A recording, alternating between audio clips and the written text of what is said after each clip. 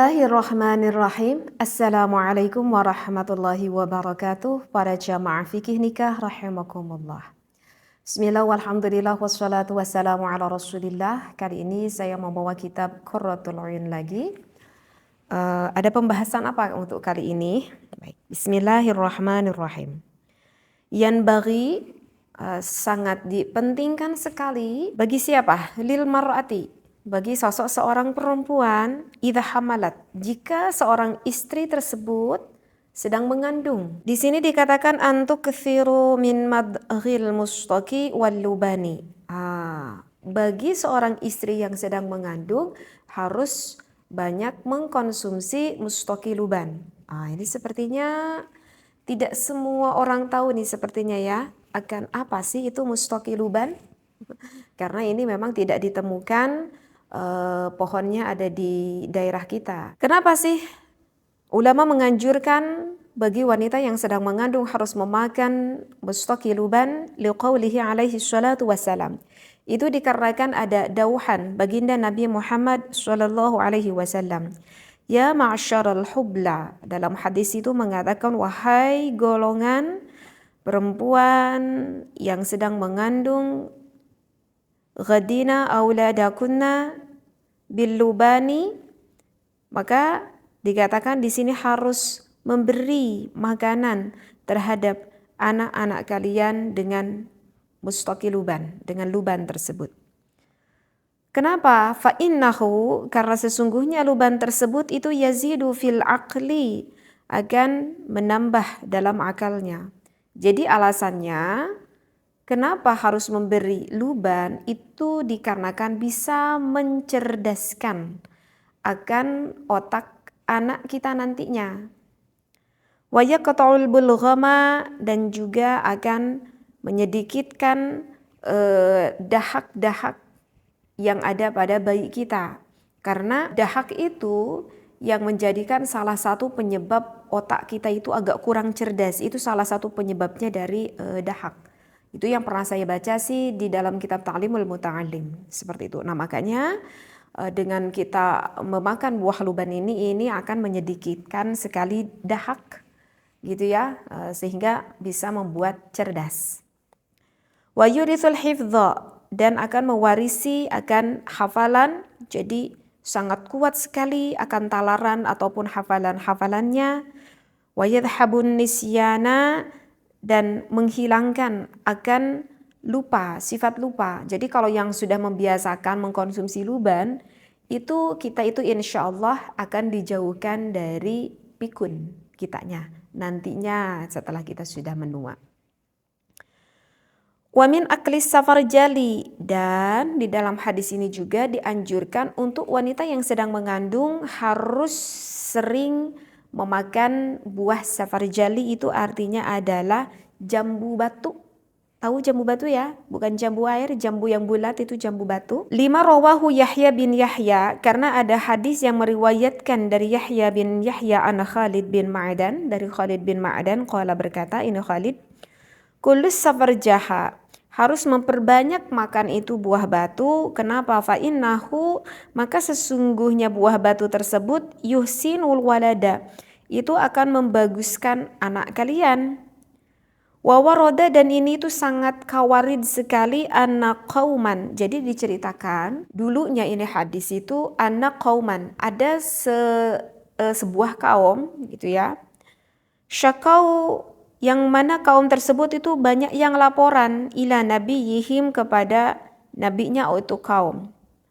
Qubha auladihim, ketika melahirkan anak-anaknya kok kebanyakan rupa-rupanya itu, rupa-rupa mukanya itu agak kurang bagus untuk dipandang. Ya meskipun itu tidak terlepas dari ibu bapaknya, mungkin agak meleset mungkin ya dari ibu bapaknya, sehingga rupa-rupanya agak kurang enak dipandang lah, mungkin istilahnya seperti itu. Fauhallahu, maka Allah memberikan wahyu ilaihi, terhadap nabi tersebut. Murhum, perintahkanlah kaum kamu ayyut'imun nisa al-hubla fi syahri thalithi warrabi'i as-safarjala.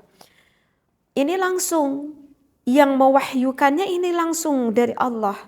kepada Nabi tersebut memerintahkan terhadap kaumnya harus memperbanyak makan jambu batu tersebut pada bulan ketiga kandungannya dan juga bulan keempat kandungannya. Masya Allah. Wayan bagi dan dipentingkan sekali laha untuk wanita yang mengandung tersebut ayyajtanibal aghdiyatar radi'ata, menjauhi makanan yang bisa dikatakan buruk dari kandungan manfaatnya, dari kandungan nutrisinya yang kurang baik. Sementara ini ketika mengandung jauhilah itu. Wa kasratat takhliti fil akli, dan juga jauhkan untuk memakan makanan yang dalam satu makanannya itu banyak sekali campurannya. Jadi banyak sekali jenisnya gitu ya. Itu juga sama kurang baik. Masya Allah, ini sangat penting sekali nih bagi wanita yang sedang mengandung pada saat ini ya. Ini yang berkata bukan hanya seorang dokter saja nih. Tetapi ini yang berkatanya langsung. Ada hadis dari Kangjeng Nabi Muhammad SAW. Masa kita tidak percaya terhadap hadis? Ya. Jadi barusan apa tadi? Ketika yang mengandung harus memperbanyak makanan luban mustaqi. Luban mustaqi itu sih semacam getah dari pohon boswellia. Jadi sebetulnya sih ini nggak ada di daerah kita. Aduh, kalau begitu sulit dong kita mendapatkannya. Kalau untuk zaman sekarang itu tidak sulit. Kalau ketika dulu saya mengandung sulit mau mencari luban mustaqi. Karena kalau dulu kan gak ada jualan yang online. Sekarang ada jualan online. Sekarang kita mudah banget cari di toko-toko online luban mustaqi, akan keluar tuh luban mustaqi. Harganya juga tidak terlalu mahal. Itu bisa dikunyah kayak permen karet gitu, bisa dikunyah. Seperti itu. Nah, itu baik sekali ya. Kalau dulu zaman saya ngandung dulu itu agak susah mencari itu karena ya seperti itu, dulu belum ada jualan online. Ya, jadi searching aja sekarang ke online luban mustaqi, ya mudah tuh kita bisa membelinya ya. Itu kalau kita pengen anak-anak kitanya cerdas nantinya ya. Kemudian yang kedua, ketika mengandung 3 bulan, 4 bulan itu harus memperbanyak makan jambu batu. Agar apa? Agar paras anak kita itu cantik, tampan gitu ya, terlihat indah seperti itu. Dan juga ingat, jaga juga nih kandungan nutrisinya bagi ibu yang mengandung. Jangan banyak makan makanan yang kandungan nutrisinya itu sedikit sekali atau bisa dikatakan kurang baik ya. Banyaklah makan makanan yang kandungan nutrisinya baik, itu tentu untuk menjaga kesehatan kandungan kita, anak kita ya, seperti itu. Dan di sini juga ada sedikit tambahan faidatun warada annal baita idza bukhira bil luban lam yaqrabhu hasidun wala kahanun wala syaitanun wala sahirun. Dan juga itu kan semacam luban itu ada yang bisa dikunyah dan juga seperti getah, seperti kemenyan Arab lah. Kalau kebanyakan orang itu bilangnya kemenyan Arab gitu. Bisa juga untuk dibakar, itu luban mustaqi itu. Jadi bisa kita makan, bisa juga kita bakar. Nah, kalau misalkan setiap pagi kita membakar luban mustaqi dan juga pada setiap maghrib kita membakar luban mustaqi, maka insya Allah kata ini ulama, kita itu akan dijauhkan dari orang-orang yang mau bermaksud jahat pada keluarga kita, dari orang-orang yang hasud.